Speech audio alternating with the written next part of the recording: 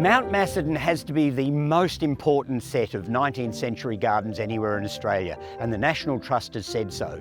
So they've classified a square mile, in the old measurements, of Mount Macedon as being far more important than the individual properties on their own. And it was the place that everybody wanted to come to, and they spent vast amounts of money creating these beautiful homes and gardens. Of course, Mount Macedon is really special from a horticultural perspective, and it's mainly about the climate. So we had the good deep soils, we had reliable rain, we had winter chill, which was really important for a lot of things like growing fruit and for plants like rhododendrons and Japanese maples, etc. But it was also about the proximity to Melbourne. Mount Macedon was about halfway between Melbourne and the goldfields, so there was already road systems and infrastructure that had been built into place, so that not only was it climatically appropriate for people to live here, but it was also strategically a really good place to be because they had train services that could bring them to Mount Macedon. And of course, I guess the final thing that one needs to remember too is that once they'd built a government cottage up here, which meant that the Victorian governor would come up for the summer holidays, anybody who was anybody had to live at Mount Macedon. So it became the place to be, and it was like the hill station gardens of India, where in the summer everybody would migrate from the heat of the city, come up to Mount Macedon to horse ride, to play tennis, to entertain their friends, have musical soirees, and just have a lovely time.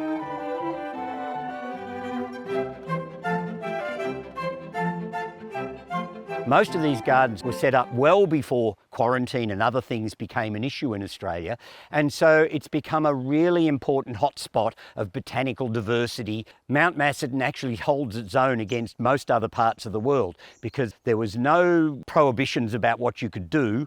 And the whole point of these big gardens was in fact to show off to your compatriots and your neighbours about what you had and they didn't. So there was huge competition between garden owners to have the newest, the rarest, the most interesting in their garden that other people didn't have. The interesting thing from a 19th century perspective is that the botanising was being done in certain areas that either were unobtainable or were locked away from the botanists earlier. And so lots of stuff came in, for instance, say from Asia, particularly China and that part of the world, because suddenly they were able to get in there and discover what was there. Japan was in the same sort of situation. Places like New Zealand, the plant material was coming in from there. And in fact, Mount Macedon, at least in one or two of the gardens up here, have probably got as good a collection of New Zealand native plants as the Melbourne Botanic Gardens.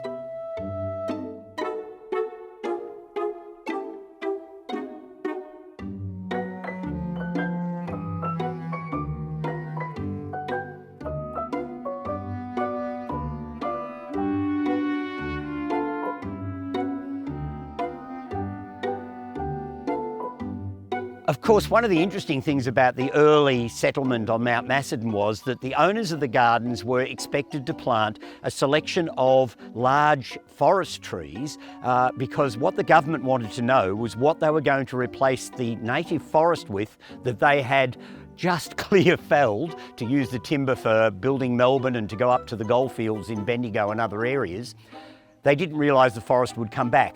So every landowner had to plant some forest trees. And of course, in Victorian times, the most iconic forest trees would have been conifers. So most of our large properties up here have quite a concentration of well-advanced sequoias, spruces, firs, cedars, all those amazing conifers because they were thought to be the things that they would in fact replace our native forests with.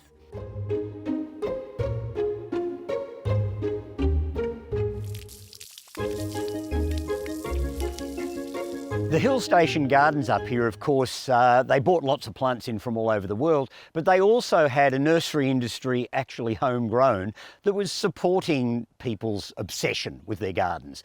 And so the likes of Taylor and Sangster's nursery had probably the largest collection of rhododendrons at the time anywhere in Australia.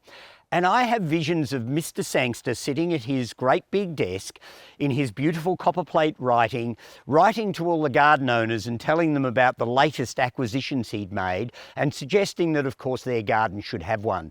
And there are many plants in gardens on Mount Macedon that are almost iconic of that era. Things like weeping hollies, cinnamon bark myrtles from South America. Nearly every big garden on Mount Macedon has at least one of them. And I'm sure Mr. Sangster was to blame.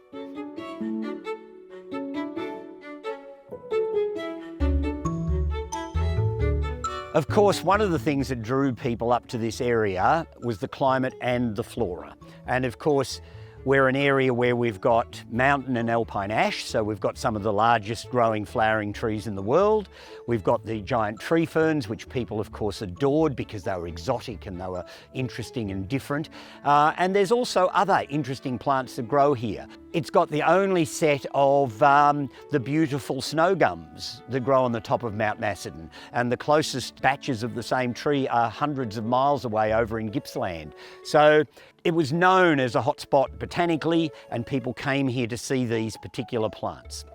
And there was an interesting sort of them and us thing going on with the large landowners. And then there was these hill station guest houses that sort of suddenly erupted on Mount Macedon. And so there were people who came up here to walk the bridle tracks, to get engaged with nature, because it was just such a beautiful and bucolic sort of setting.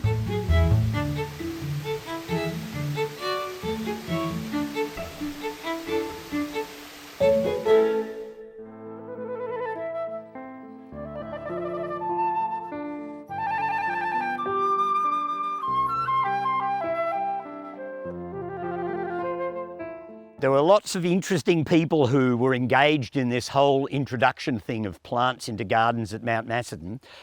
And of course, the wealthy people would in fact go to people like Baron von Mueller, who was the government botanist, and he had a slightly interesting relationship with the public because he was head of the Botanic Gardens in Melbourne, but with his scientific background, he wanted to plant a scientific garden, which the public weren't keen about. So what in fact happened was, he became the government botanist, and then he was used by the garden owners as a sort of supplier. He loved to introduce things all over the place. So he was bringing in plants from all over the world and other parts of Australia, and he was planting them at the Botanic Gardens, but he was also making sure that people with land had access to this plant material, because his idea as an introducer of things was to see what would or wouldn't grow well. And Mount Macedon became an obvious place where a lot of these things could be done. So he used the garden owners as something of a sort of experimental group to see what they could grow and what they couldn't. It was such an interesting climate that in fact they could grow almost everything from virtually subtropical plants right through to high alpines. So Mount Macedon actually did in fact become the repository for lots and lots of interesting plants.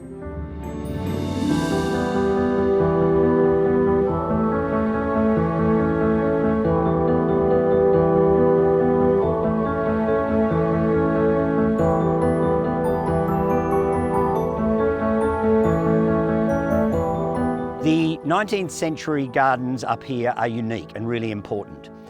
But gardens are not something that you can sort of hold in place per se. You can't sort of put them into aspic and they stay there. A house can be renovated back to its original form. A garden you can't, because what they started with in lots of cases was a bare block, and they planted trees. And they kept planting and they kept planting. They added to their collection whenever a plant became available. So why in fact wouldn't you keep doing that in these big gardens to add to the botanical diversity and make it interesting? I think these big gardens need to be continually reinvented and reinvigorated. You might not plant a cactus in a fernery, but you could certainly plant a metasequoia next to a European larch. I guess the question now is, how do we manage these properties into the long term? I think we need to be prepared to allow the gardens to evolve and change. get the right sort of information for people who want to engage with their gardens and not just keep them as was, and to help people to replant and change things. Climate change is coming in. The gardens will have to adapt, whether they want to or not. How we go about that, I think, needs to have people with local knowledge, people with historic knowledge of the gardens, and they need to work together to keep these gardens the important asset that they actually already are.